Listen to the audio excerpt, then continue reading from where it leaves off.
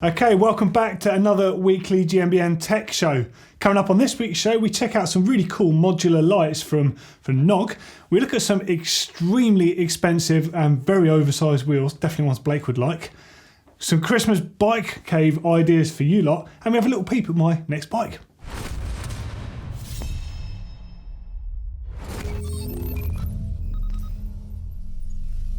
So first up in news, we're going to check out the new Knogg light. So this is the PWI or power mountain light. So it looks just kind of like a lot of other lights would. Kicks out an unreal 2000 lumens. Now don't forget, in the night videos we did over on GMBN, we're saying that you need 1000 lumens really to be able to ride off-road, and anything above that you're going to start getting to high performance area. So again, these kick out 2000 lumens. There's no buttons on here, no button operation, so to turn the light on, you literally, it's a twist operation. You get your various settings with this, and again to turn it off. Nice, easy system. But the thing that's really cool about this is how the battery works on it. So if I pull this off, that is the battery, which also acts as a power bank. So if you're away and you need to charge your phone up or any devices, you can charge it direct from this. And the head unit itself can be powered remotely from this with a stretched cable. So you could run this on your head, and you could have this in your bag or strap it to the back of your head where the weight is not going to affect the helmet. You could have this on your handlebars and have this running on part of your frame, or you can have the whole unit on your bars. It's also, being a modular system, means you can have different sized batteries and different output head units. It's a really, really cool system. I really like what Knogg are doing. They definitely think about things a little bit differently. And well, there you go. I think it's really cool. Check out Knogg lights. Now, as if fat bikes weren't already a bit of a niche part of mountain biking as far as the sports side goes, Enve, makers of probably the most premium and expensive mountain bike wheels available on this planet, they've just made a set of fat bike wheels called the M685. This is them on screen right now. I think you'll find, and I think you'll agree with me, that they do look amazing. Well, certainly as amazing as fat bike wheels do. But they're pretty special. So they're 27.5-inch wheels. They're 85mm wide internally to cope with those huge tyres, all the way up to 5 inches wide. And you can spec them pretty much as you want within reason on the site using their calculator and configurator. So they're available with Industry 9, DT and Chris King hub options. So you know these things are going to be fairly pricey if you've got Enve and Chris King in the same sentence. So they start at $2,800 a set. So they're going to be for serious fat bike riders. But I know that when I opened email with these on earlier this week, Blake was literally sweating palms looking at these things. He is desperate to get his hands on a set because we all know it. Look, Blake absolutely loves fat bikes. He'll never really say it, but he genuinely does. And that Canyon dude, he's still got it. They keep asking for it back, and no chance of him going back. So I reckon Blake's lining up for a pair of those wheels. And also, to go along with that, they're not content with just doing that. They're also doing a fat bike fork as well. So this is $625 worth of full carbon fibre fork with adjustable rake and clearance for up to a 5-inch tyre. What more do you want in the world of fat bikes? Now, next up is a bit of a tech gadget. Now, I've seen this floating around on various sites this week, and this is called Power-Talkie. So it's essentially a way of setting up your own network, basically, to communicate with your friends when you're out adventure riding, bike packing, any of that type of stuff. Now, it's really cool. So they look like walkie-talkies, and they connect to your phone via an app. So this is them on screen. They look like any decent sort of outdoor walkie-talkie system.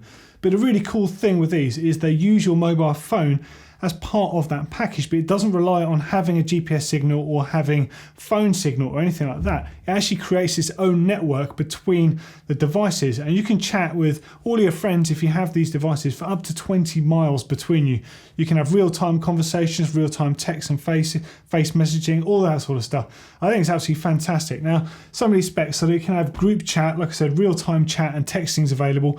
Doesn't rely on your phone signal. It creates its own network. And I think really, if you're going on any sort of adventures or big riding trips with your mates, or even perhaps just a session to whistle a bike part, you can have these things and you can keep in touch with your mates, find out whose round it is down at Longhorn Saloon at the end of the day. Like, it's a really, really cool setup. And I definitely think for adventure riding, this is going to be a really cool bit of tech to have. So well worth a look.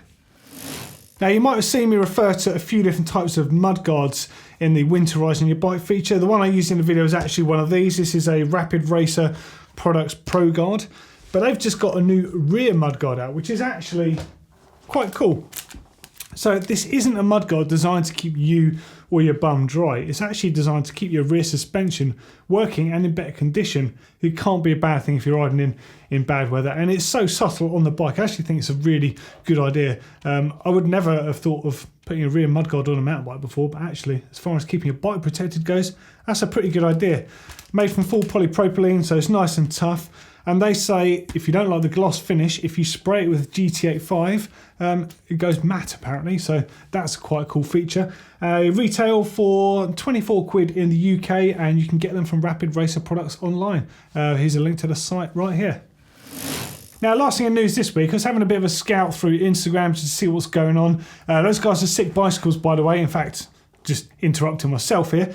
Have a look on their Instagram page and see some of the cool stuff they're putting out at the moment. You can expect something new from them quite soon. I think that Sleipnir is on its way, so very exciting.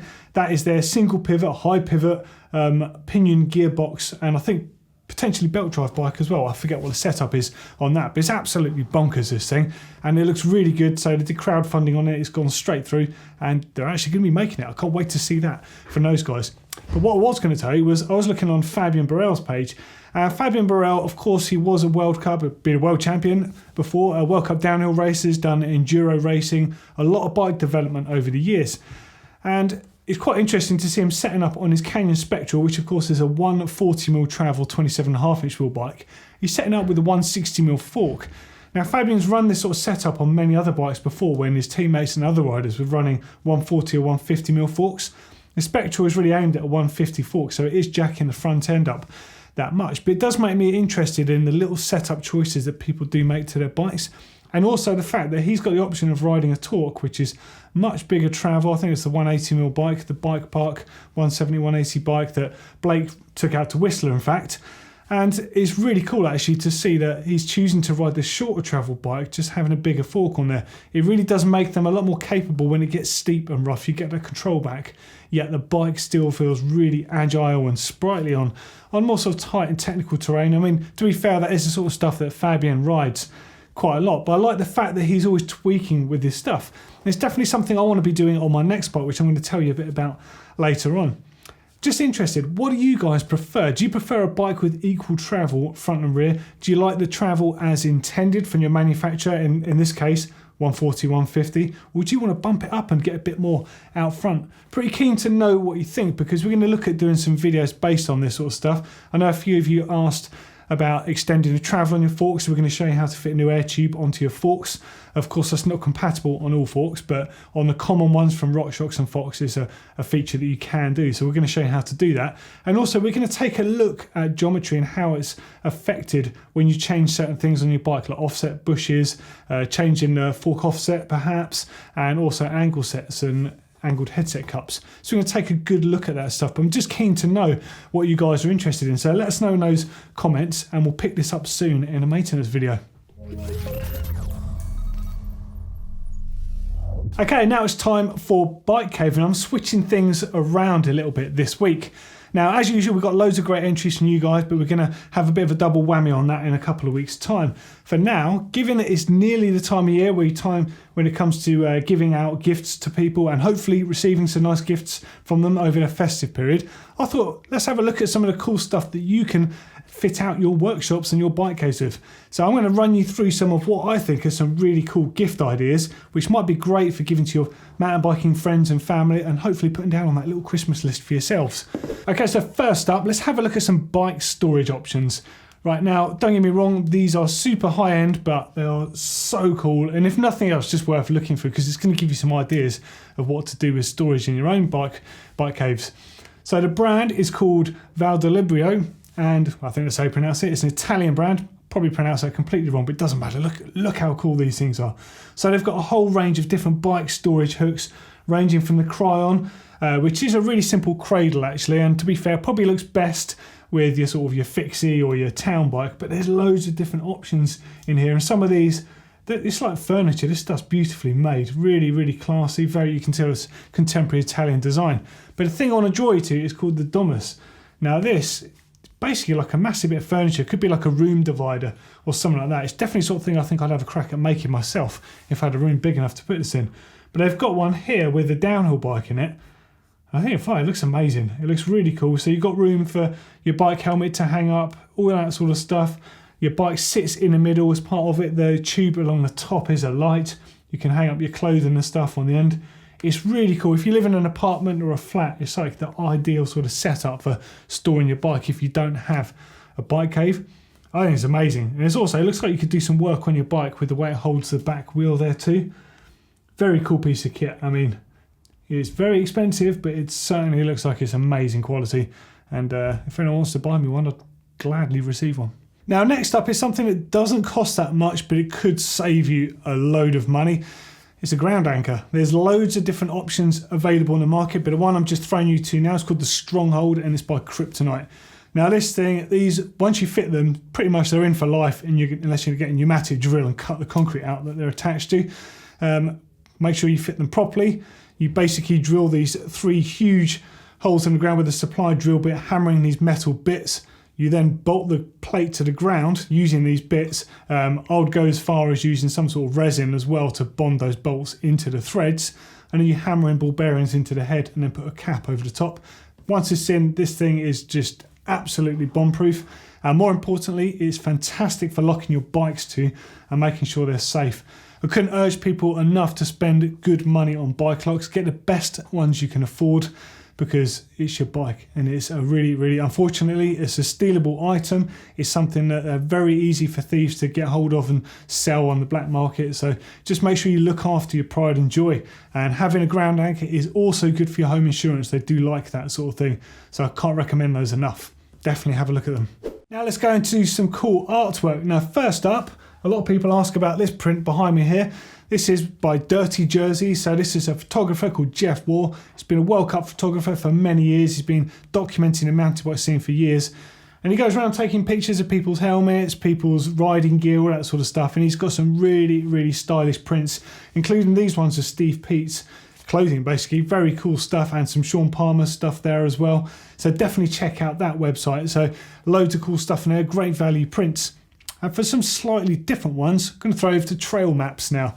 So these are some friends of ours, in fact friends of Neil's from Shrewsbury. So these guys offer prints, and they offer framed prints as well, which are, to be fair, I'd recommend buying the full deal because they're fully sealed in, they're really nice. And they do these of well-known trails all around the world. There's EWS stuff in there, there's bike parks like Whistler on there. There's all sorts of stuff. There's even a famous Alpe d'Huez road climb. So have a look, there's loads of stuff on there, and you can also upload your favourite Strava segments on there and have like gold leaf options done. Loads of cool stuff there. They make a really nice present for friends, as well as a great gift for you to receive if you've got a particular favourite out there.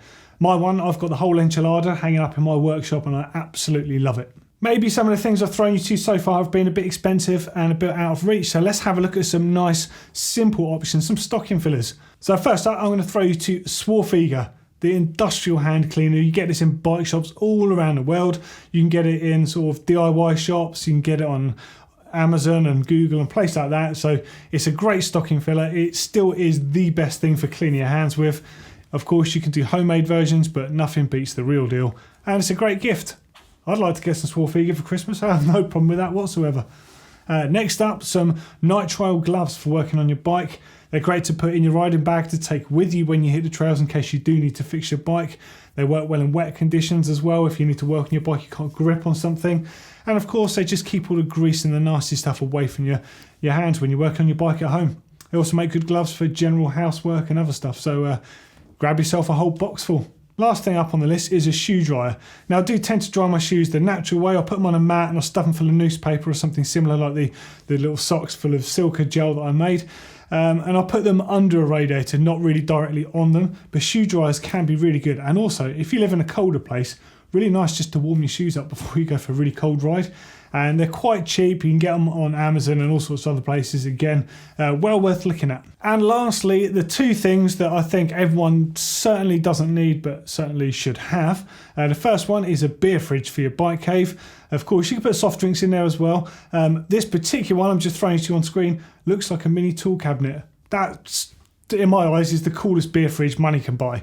I've still not got one of these, but I am definitely going to get one.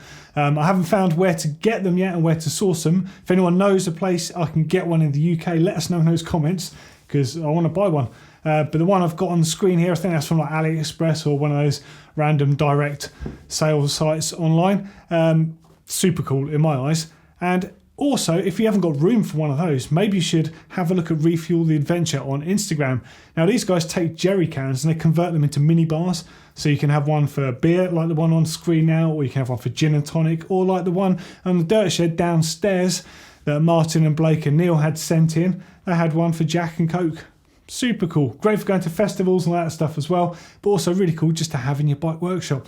Love this sort of stuff. Well, there you go. There's some completely random and varied options of things I'd certainly like to have in my own bike cave, and hopefully you guys would like to have in yours as well. But actually, let us know, what would you like for Christmas? What would you like to receive? Be realistic about it. You know, no one's really going to get a 10 grand Santa Cruz of Enve wheels for Christmas, are they? Keep it real. Love to know what's on your shopping list for Christmas. Chuck it in the comments below. Okay, now it's time for Rewind, which is the retro section of the show. We've had a little bit of a drought this month. We've only had a few entries in, so I'm definitely keen to get some more entries in so we can really pad it out and do a really special one next week. So hit us hard. The uploader is right there on the screen. Don't forget, anything retro goes. Could just be an old helmet you have, an old photograph of yourself or a friend at a race, an old bike you saw in the back of your dad's garage. Literally anything goes. And likewise, if you've got anything you want to know about retro stuff, or you want to know how things progress to modern day, ask us. Drop us an email at hellotech@gmbn.com and title it just that. Let us know. But this week, I'm going to throw you to Retro Video of the Week, and it's a little clip from an iconic video called Dirt. Now, this video was made by Pete Tompkins, and Pete, he's a bit of a legend himself, so he invented the crud catcher, and he ran Team MBUK for many years. Now, Pete funded this himself and he filmed it on site at his house in North Yorkshire. In fact, it's all filmed around Robin Hood's Bay, so a beautiful part of the world near Whitby there. Now, this video stars Jason McCroy, the late Jason McCroy, in fact, alongside Rob Warner, Dave Hemming, and a lot of other sort of UK household names at the time. Now, the particular scene I want to draw you to, the reason for this being in a tech show, is the fact we're looking at Jason McCroy's bike. So it's a 1994 Specialized Stump Jumper FSR. Now, the bike only had, I think, 2 or 3 inches of travel front and rear, but look how well it works in this clip. I mean, Jason, don't get me wrong, he was leagues ahead of the others. He was so professional and so good on a bike. It was very clear he was going to have a really good career as a professional rider. And look at the way he's just hammering the bike in this section here. So you can see it working so well. So that's that classic 4-bar design. And I think this is hilarious in a way that we've had so many other bike designs out there over the years, and Specialized is still using the 4-bar. They got it right the first time round. And it's a classic design. You see it on Canyon bikes. You see it on so many other bike brands today because it works. No messing. It works under pedaling. It works under braking. It's got minimal effect by pedaling. It's just such a good design, and it's really, really simple. And just look at it. This guy's absolutely steaming on it. Such a cool scene to watch.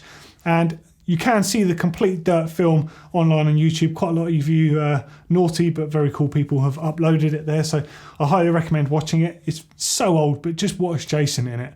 It's just like, you know, it was a little vision of what was to come in mountain biking. It's funny actually, just going back and reminiscing, looking at a little clip of JMC. You know, his style was leagues ahead of everyone else's. And look at the strength of the guy. His legs, like Warner said, I think, in the Steve Pete film, his legs are like pistons. You know, he's got some serious strength there. And often wonder, actually, how good he might have been if he was still with us. But yeah, R.I.P. Jace. Okay, now it's time for top mods. And this week, a little bit different. I'm going to show you my bike, which is at the back of this lockup here. And it's just turned up. So let's go for a little walk through. You have to bear in mind there's some horrible stuff in here, like these road bikes and e-bikes and stuff. But thankfully at the back is this bad boy. So my Nukeproof Mega 290. I think this is the factory spec model, or there's a few little different pieces on here already. Peter the mechanic has been sorting it out for me. So he's chucked my preference of tyres, fast out back, grippy up front. Got my dropper post and saddle on here. I mean, nice high-rise bar. So standard, this comes with a 50mm stem. I've actually got a 35 on here. It's my preferred length, with the 38mm rise bar at full 800. So it's got Fox suspension on it. The last time I had the 290, it had rock shocks on it. Also, this has got Shimano drivetrain on it, and my previous one had SRAM, so quite a few differences on here, but actually there's a lot I want to do to this. Now, I just want to emphasize to start with, like, this bike out of the box is amazing. There's nothing that you really need to change in order to just go and smash the bits out of any trails you want, especially with that shock on it. Like, that arguably is one of the best shocks that money can buy regardless of bike.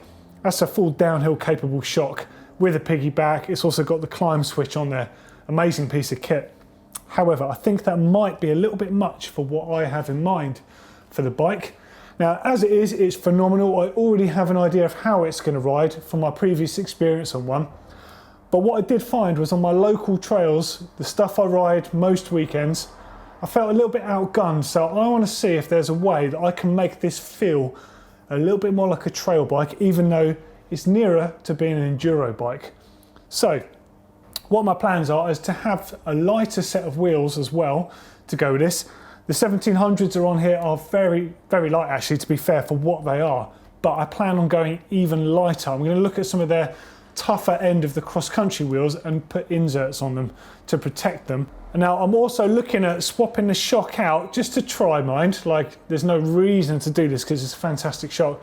But I want to see what it's like with the Float DPX2 on here with the lockout remote, because I reckon I can eke a little bit more performance out of this for what I want from what it already is. I mean, it's a fantastic bike. But something else I've noticed that I'm definitely going to have to look at as well is it's got 30-tooth chainring on here. I tend to normally run a 34, but when I run the 34, that's with the SRAM with the 50-tooth on the back. This has got 46. So I need to have a workout here and see what the gear ratios are and see how this is. But to be honest, I can't wait to just get out on the trails because I'd forgotten how much I love this bike already. Just by sitting on it, I've forgotten just how nice and big this is. It just feels like I'm at home already.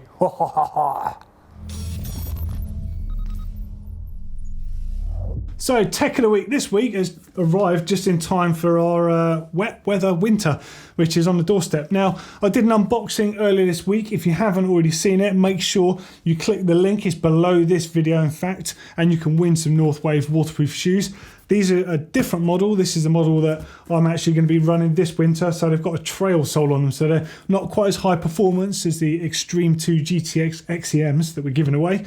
And they've got a slightly different collar on them, which opens up. It does make them a bit more usable on a day-to-day basis for myself. Just a really cool shoe. Waterproof, Gore-Tex, insulated, but with the same day-to-day sole that I'm used to using. Of course, this piece comes off and I bought on my cleats of choice, which are Crank Brothers cleats on the underneath here. And they don't look like crazy moon boots. They look like a decent pair of off-road riding shoes. Something really good for riding in winter. And, well, there you go. Michelin sole, job done. And finally, the GMBN limited, in fact, strictly limited edition metallic range are available on our shop now. So they're available in long sleeve and short sleeve, and they're available in gold and silver. I can tell you they're extremely limited. They're only available until the 28th of November. So again, they make great stocking fillers, well worth checking out. I think they're pretty cool. I'm all over the gold one myself. I'm pretty sure that Neil likes the silver one. But the link is on the screen right there. So it'd be really cool to see you guys supporting us, and send us in some shots of you guys and tag us on Instagram if you're wearing them. There we go. There's the end of another weekly GMBN Tech Show. Please don't forget to send your entries in for Rewind, Top Mods and Bike Cave. The link is in the description below this video. Use that uploader. It's so cool and so easy to use, and it makes it really easy for me to get you on the show next week. So inundate us with that stuff. In the meantime, for a couple more videos, click up here if you want to see all about the BMC 4-stroke. So this is a really cool cross-country bike. It's the first ride from Neil. In fact, it's quite a progressive bike, even almost a bit more like a 4-cross bike that's light enough to race cross-country on, really. And click down here if you want to see that unboxing video and win some Northwave shoes. As always, if you love the GMBN Tech Show, give us a thumbs up, and if you haven't already done so, don't forget to subscribe.